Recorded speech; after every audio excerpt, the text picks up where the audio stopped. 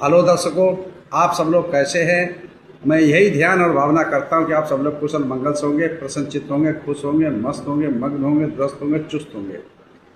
तो जैसा कि मैं हर रोज़ कहता हूं, फॉलो सब्सक्राइब करो न करो ये तो आपकी मर्जी है, पर ध्यान लगाकर, चित्त लगाकर, मन लगाकर, दिमाग लगाकर, माइंड लगाकर सुनते रहो, बस यही हमारी अर्जी है, बस यही हमारी अर्जी है, बस यही हमारी अर्जी है।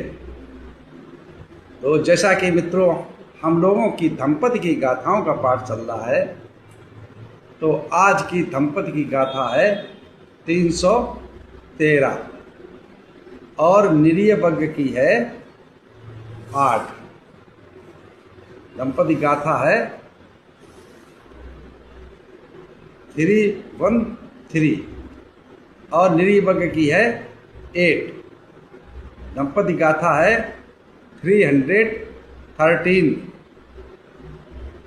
और निरीय वर्ग की है 8।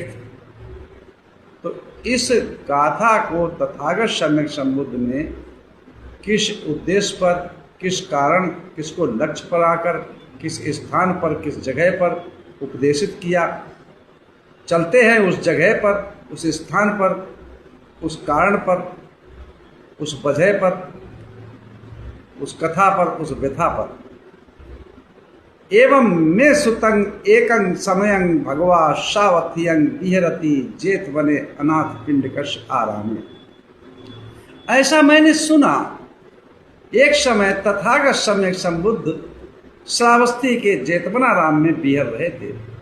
उस समय का वाक्य है, उस समय घटना है कि एक भिक्षु जो था वो नित्य प्रत अनैतिक कार्य में लगा रहता था।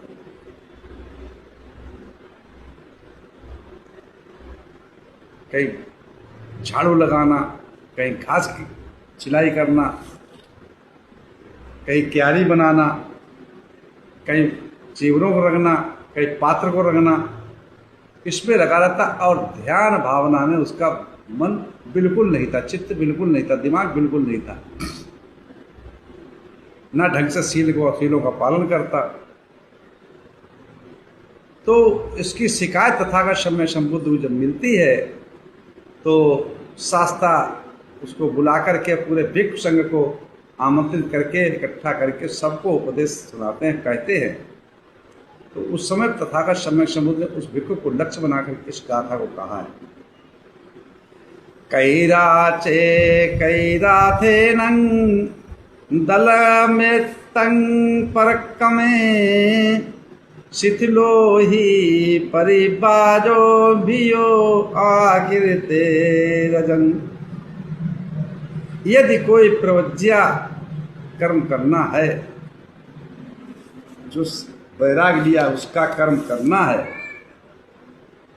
तो उसे ही करें जिस लक्ष्य के लिए हमने वैराग धारण किया है। श्रामण बने, श्रावणेर बने, भिक्षु बने, वैरागी बने, सन्यासी बने, तो उस लक्ष्य की तरफ काम करें। इसमें दृढ़ पराक्रम के साथ लग जाएं, दृढ़ संकल्प करके उस कृत्य को करें, उस काम को करें जिस कारण हमने ये सन्यास लिया, इस वैराग लिया, ये गृह त्याग किया, श्रावण जीवन लिया, काषाय वस्त्र धारण किया। ना कि हम अनैतिक कार्यों में लगे रहे, सांसारिक कार्यों में लगे रहे। जैसे सांसारिक जो व्यक्ति होते हैं, जो प्राणी होते हैं, वो अपने अपने कामों में लगे रहते हैं।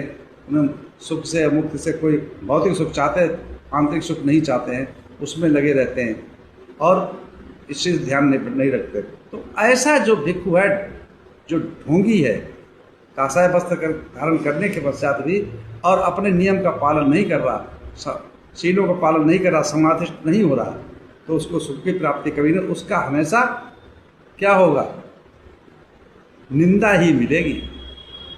वो हमेशा समाज में गंदगी ही फैलाएगा, उसकी हमेशा अवगति होगी। ढोंगी ऐसे बहुत से पड़े हैं, हमारे जैसे भिक्षु भी बनते भी। तो ऐसे कार्य को नहीं करना चाहिए। इसका उद्देश्य भगवान ऐसा जो व्यक्ति होता है वो समाज में मैल के समान होता है। भिक्षु संघ में मैल के समान होता है, गंदगी के समान होता है। तो इस पे जो है हमने 2 लाइनें अपनी तरफ से लिखी है, ऐसे इसको समझने की कोशिश कीजिएगा कि मनुष्य तन मिला दुर्लभ, मनुष्य तन मिलना दुर्लभ और बुद्ध का दर्शन होना दुर्लभ।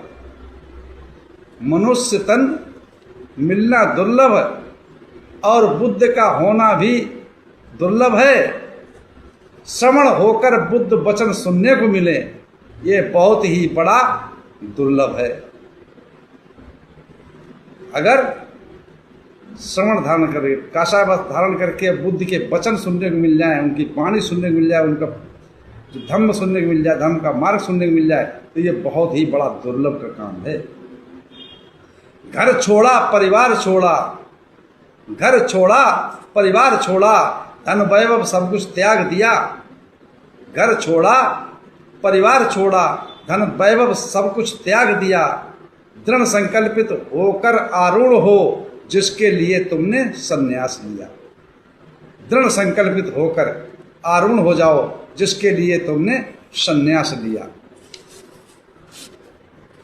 चाहे सन्यासी हो बैरागी हो, चाहे सन्यासी हो बैरागी हो, चाहे ग्रस्त जीवन में रहता हो, चाहे सन्यासी हो या बैरागी हो या ग्रस्त जीवन में रहता हो, आलसी बनकर जो काम करता वो सफल नहीं हो सकता। वो आलसी बनकर जो काम करता वो सफल नहीं हो सकता, वो कभी कामयाब नहीं हो सकता। चाहे खेती हो या बिजनेस हो, चाहे खेती हो या बिजनेस हो या नौकरी ही क्यों ना करता हो, चाहे खेती हो या बिजनेस हो या नौकरी ही क्यों ना करता हो, जो मन लगाकर काम ना किया तो जिंदगी ही जो मन लगाकर काम ना किया तो गंदगी ही फैलाता हो। जो मन लगाकर काम ना किया तो गंदगी ही फैलाता हो। उदाहरण के तौर पर समझिएगा कि जैसे किसान अपने खेत को करता है और अगर उसमें चित्त लगाकर उसको मन से काम नहीं करता, समय पानी नहीं लगाता है, समय पर खाद नहीं डालता है, समय पर उसकी निराई गुड़ाई नहीं करता है, समय को फसल को देखता नहीं है, तो उसकी फसल कैसी होगी। नित्य प्रत वो सफल फसल की तरफ देखता है, समय समय उसको पानी लगाता है, समय पर खाद डालता है, समय पर बीज डालता है, समय पर उसको देखभाल रखता है, समय पर दवाई छिड़कता है ना, तभी उसकी फसल अच्छी होती है, तभी उसको सुख प्राप्त होता है। इसी प्रकार से जो भिक्षु जीवन है, जो बैरागी जीवन है, जो श्रामणिक जीवन है, जो सन्यास का जीवन है, इसमें भी अपने समय समय से अनुसार दृढ़ संकल्पित होकर के हमेशा मन लगाकर, चित्त लगाकर, माइंड लगाकर, दिमाग लगाकर उस पर जो तथागत समय से मार्ग दिया, शील समाधि प्रज्ञा का, आर्य अष्टांगिक मार्ग, अठिंगुको मग्गो, उस पर आरूढ़ हो, तब तुमको सुख प्राप्त होगा। अन्यथा तुम समाज में गंदगी ही फैलाते रहो, जो अनाचार कार्य करते रहोगे, अनैतिक कार्य करते रहोगे, तो समाज में कलंकित हो, अपने भिक्षु संघ में भी कलंकित हो, दूषित हो, तुम्हारा सम्मान कभी नहीं मिलता, तो सुख कभी नहीं मिल सकता। जैसे कोई छात्र है, स्टूडेंट है, शिक्षा ग्रहण करता है कॉलेज में या डिग्री कॉलेज में,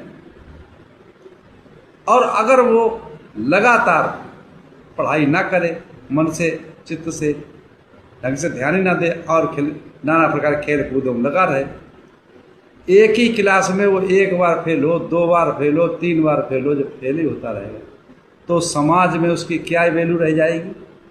उसके जो साथी होंगे, जो मित्र होंगे, जो फ्रेंड होंगे, जो दोस्त होंगे, वो भी तो क्या है, पैसे बर्बाद कर रहा है, गंदगी फैला रहा है, मेरा भी नाम बदनाम कर रहा है कि फलाने के दोस्त है वो हर साल फेल होता है।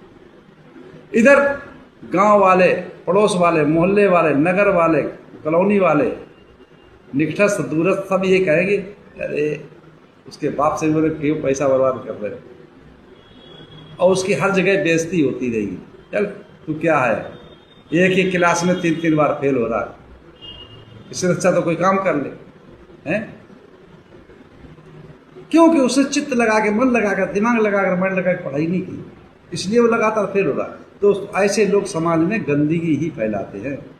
जो भाई गंदगी क्या है, अगर जो शुद्ध उच्चारण नहीं कर पाओगे, चाहे वो हिंदी हो, चाहे वो संस्कृत हो, चाहे पाली हो, चाहे इंग्लिश हो, चाहे गणित का, मैथ का हो, कोई सवाल हो उसको गलत लगाओगे और सही लगाने वाला सही लगाएगा तो तुम्हारी वहाँ पे निंदा अवश्य होगी।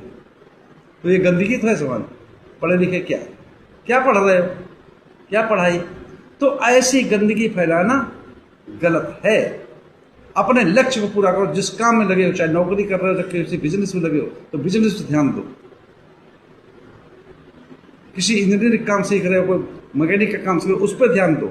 और जो ध्यान से करता है, चित्त से करता है, मन से करता है, दिमाग रखता है कि इस काम को मुझे करना है, तो वो जल्दी सीख जाता है, वो कामयाब होता है, और अन्यथा कभी कामयाब नहीं होता। इसी प्रकार से भिक्षु जीवन भी है कि जो शील समाधि प्रज्ञा चलता है, शीलों का पालन करता है, समाधि शुद्ध आचरण शुद्ध रखता है और समाधि शुद्ध प्रज्ञा पाता है, वही सुख को प्राप्ति कर सकता है, वही मोक्ष प्राप्त कर सकता है, वही मुक्ति प्राप्त कर सकता है, वही कल्याण कर सकता है, वही निर्वाण का कामी है।